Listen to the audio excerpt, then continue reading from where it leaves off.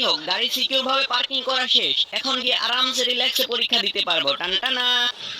যাক বাবা, সময় মতো এসে পৌঁছাইতে পারছি, কোনো লেট হয় নাই। যাই হোক, এখন সিটটা কোনো মাইয়া মানুষের সাথে না পড়লেই হইলো, কারণ মেয়েরা অনেক কুইস্টা হয়, সহজে দেখাইতে চায় না। এই তো আমার সিট খুঁজে পেয়ে গেছি। যাক, বেটা মানুষের সাথেই পড়ছি, এখন এটার সাথে একটু ভাব জমাইতে হইব। হ্যালো মিস্টার, আমি মন্টু, উগান্ডা থেকে আসছি।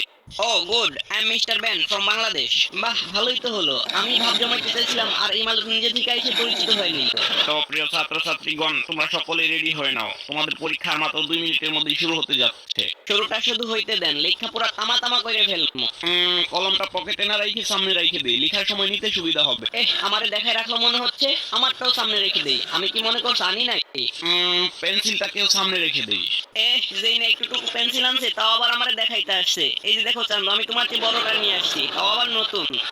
ফোনের পুত কই থেকে আসছে, আমার সাথে পাঙ্গা নিতে আসছে। দাঁড়া, ওরে দেখাইতাছি মজা। এখন এক এক করে